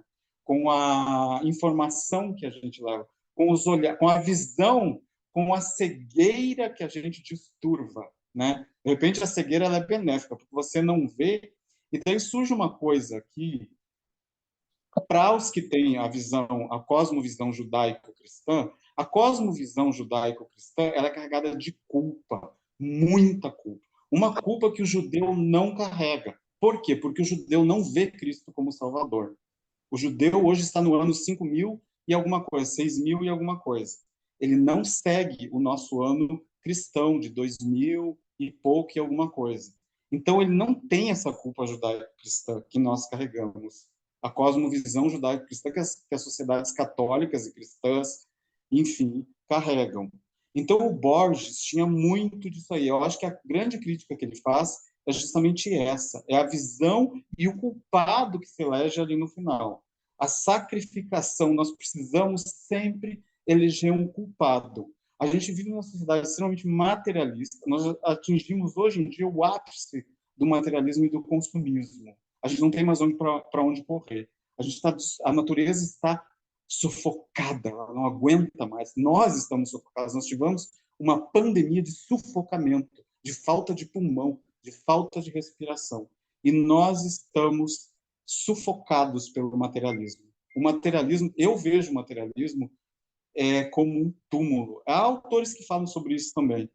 Eu entrei num shopping muito famoso, eu não vou citar o nome, mas vocês podem adivinhar qual é, em São Paulo, eu não consegui ficar mais que 15 minutos. E eu pensei assim, meu Deus, isso aqui é um túmulo, isso aqui é um sarcófago. Eu não aguento ficar dentro disso aqui. As pessoas não andavam, elas flutuavam ali dentro. Elas não se olhavam, elas tinham uma arrogância no respirar, sabe? Era tudo muito dourado, era tudo muito... Eu não conseguia respirar. Eu não fiquei mais que 5 minutos, eu juro para vocês. Eu pensei, meu Deus, isso aqui é um túmulo, isso aqui é um sarcófago. Quando eu saí, acho que um mês depois não deu isso, eu li uma frase que dizia: o materialismo é um sarcófago profundo, né? E a gente procura, nesse sarcófago profundo, culpados, tá? Porque o materialismo judaico-cristão, ele procura um culpado sempre. Mas será que os culpados não somos nós, por estarmos vivendo alheios e querendo só poder? Quem é a Trindade? A Trindade é o amor, é a fraternidade, é o altruísmo ou é o dinheiro, é o vil mental? Então a gente vê ali nesse filme o vazio dessas pessoas e a tristeza a tristeza. E aquela velha coisa, nós somos orgânicos, falíveis, e não adianta, porque no caixão não vai a Ferrari, no caixão não vai o iate, no caixão não vai o resort. Vai o corpo que apodrece orgânico. Nós somos bicho igual a qualquer outro bicho. Então, a gente acha que a gente poderia... Eu não falo, eu não quero dar lição de moral a ninguém, não é esse o objetivo aqui, só o que eu observei, que é a culpa. O Borges, ele era um libertário. E, assim como o Almodóvar, eu já citei aqui assim, e os libertários, eles procuram o indivíduo, ele acreditava piamente que o indivíduo, e as sociedades, as grandes democracias do mundo, elas acreditam piamente, o Estado não pode se sobrepor ao indivíduo. E alguém citou o Biden aqui, alguém citou os poderes aqui, né? Quando o Estado começa a se sobrepor ao indivíduo e querer estar acima do indivíduo, acontece isso, o poder pelo poder. O poder sufocando, o poder materialista, o poder subjugando, né? E o Borges, ele era totalmente contra isso. Então, a gente tem, é só mensagem, a contribuição, não sei como é que eu posso chamar isso, eu sempre digo aqui, eu nunca sei a terminologia que eu posso encontrar, se é contribuição, se é mensagem, o que é, se é partilha, né? Prefiro essas palavras, tipo partilha, né? De um pouco da gente ter cuidado para nós não vermos muito com a nossa visão cristã. Não há muita Bíblia nesses caras, muito cuidado. Quando o cara se propõe a fazer sátira ou a fazer crítica, ele está bem oposto à Bíblia. A Bíblia em inglês, inclusive, esses caras leem a Bíblia em inglês, os diretores, esses caras. A Bíblia em inglês ela é bem diferente. Já tive a oportunidade de ler a Bíblia em inglês. Tá? Ela é bem diferente do português. E nós temos um português no Brasil bem poético, né? E uma versão. Então, ela é bem completamente diferente. Ela não é tão poética, ela vem do hebraico, é um pouco mais crua, né? Principalmente o Gênesis, ali, a primeira parte. Então, eu acho que é isso aí. Eu não quero me estender muito, mas eu vi isso como uma crítica à visão da culpa. A culpa judaico-cristã. Obrigado, desculpa se eu me estendi muito. Olha, ótima reflexão sobre a questão do triângulo primeiro, né? Você usou a questão judaica, então a Cabala, ela diz que tem o externo e o interno. Então, o externo é aquele triângulo da tristeza que é entre as sobrancelhas, né? Como o chefe dos modelos explica. E o triângulo interno é essa reflexão toda que você fez de Santíssima Trindade, tudo. A Terezinha colocou aqui no chat, bem lembrado, que o filme também é dividido em 3 partes. Então, tem o triângulo também das 3 partes do filme. E também muito interessante essa coisa de achar que as pessoas precisam do evangelho, tudo que eu acho que o Baltazar também se equivocou, achando que aquele grupo precisava ser doutrinado e a doutrina virou contra ele, né? Muito interessante as suas reflexões do diretor, do Borges, do diretor do filme do Borges. Então, ótima colaboração, Adalberto. Eu vou anotando tudo que vocês falam aqui no meu toda vez, porque é a partilha, né? Esse termo que você usou é ótimo, é a partilha, é o saber pulverizado em 1000 pedaços e cada um capta e traz aqui, né? Muito bom, muito obrigada. Mais alguém gostaria de falar alguma coisa? Oi, Ana. Eu sou a Ana Cláudia. Tudo bom? Sim. Oi, Ana Cláudia. Tudo bem? Prazer. Tudo bem. Queria dar uma palavrinha rapidinho. Claro. Foi muito bom. Então, ele falando sobre essa trilogia também, né? Eu estava pesquisando também mais sobre o conto, mas que eu vou falar seria bem breve. O Evangelho de Marcos também, ele faz parte do Novo Testamento na Bíblia, não é isso?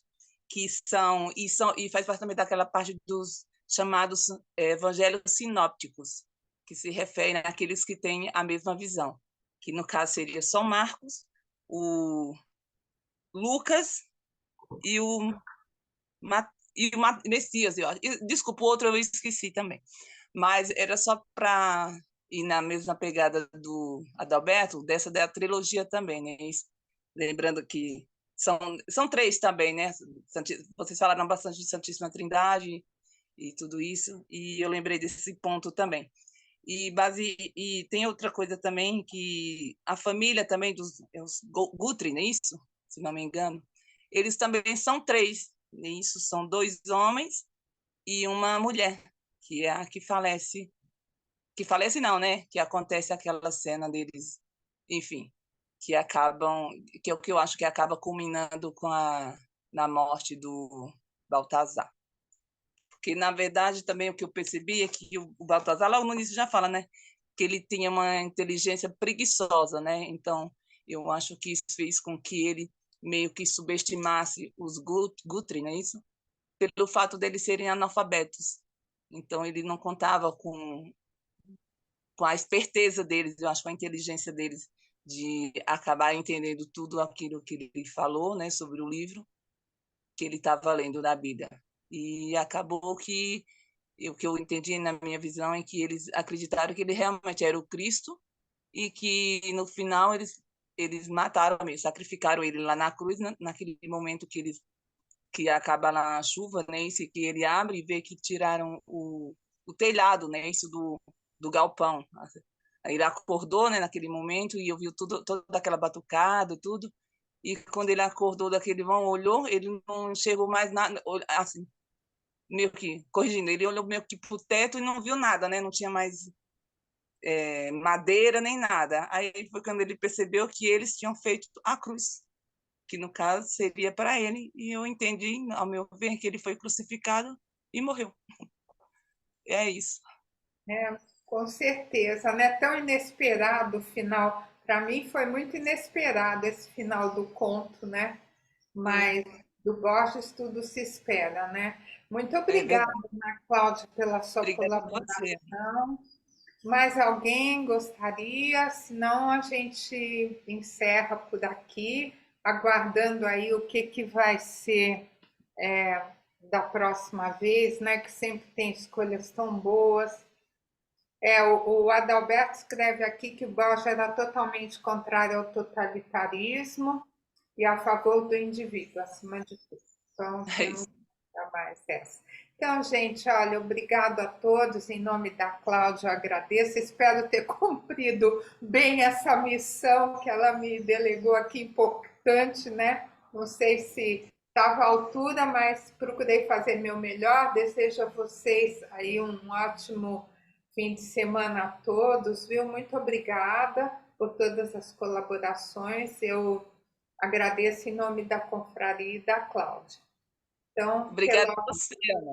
Eu acho que você foi super bem, maravilhosa. Um abraço a todos. Um abraço a todos. Obrigada. Muito obrigada a todos. Até logo. Obrigada, pessoal. Boa noite e até a próxima. Tchau, tchau.